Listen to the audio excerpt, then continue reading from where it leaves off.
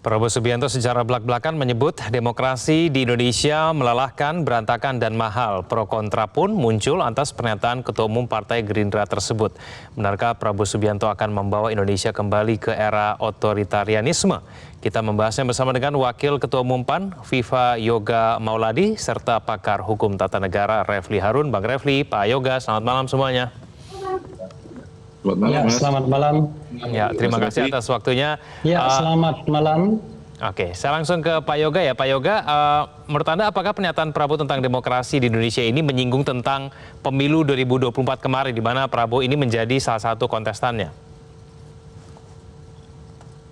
Ya, salah satunya menyinggung, dan kita mengetahui itu adalah refleksi dari pengalaman empiris Pak Prabowo yang sudah sekian kali mengikuti kontestasi di dalam pemilu presiden.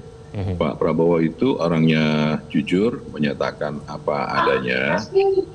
Dan proses untuk menjelaskan tentang bahasanya Pak Prabowo itu harus satu kesatuan. Jadi yang melelahkan, kemudian melelahkan, mahal, dan perlu ada perbaikan, perlu ada evaluasi. Itu artinya proses yang sekarang ini bukanlah sempurna, tetapi demokrasi yang sekarang ini harus selalu ditingkatkan kualitasnya dan pelembagaannya. Tapi bukan berarti mengarah ke otoritarianisme atau kembalinya ke new order baru, tidak. Karena proses reformasi 98 itu kita maju ke depan, tidak bisa lagi setback ke belakang dengan program-program apapun yang akan dilakukan oleh pemimpin, siapapun pemimpin itu.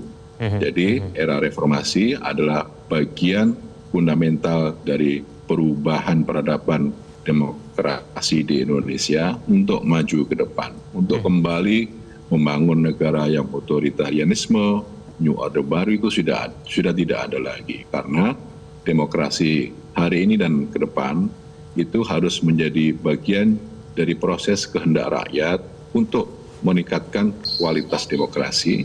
Pemilu sudah berjalan setiap 5 tahun sekali, penegakan HAM, kemudian proses untuk kebebasan berekspresi, dan yang penting adalah tanggung jawab dari setiap warga negara Indonesia di dalam ekspresi itu harus menjadi bagian dalam pengembangan kualitas demokrasi di Indonesia.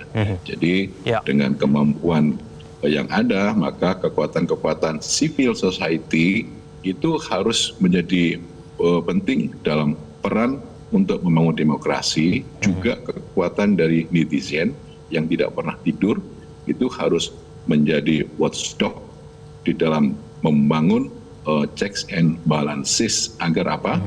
Agar kekuasaan ini bisa dimonitor, bisa dikritik, kemudian bisa diberikan ide-ide alternatif yang kemungkinan itu berbeda dengan ide-ide dari pemerintah. Dan itu adalah merupakan bagian dari keindahan demokrasi sebagai bagian untuk membangun peradaban di Indonesia. Jelajahi cara baru mendapatkan informasi. Download Metro TV Extend sekarang.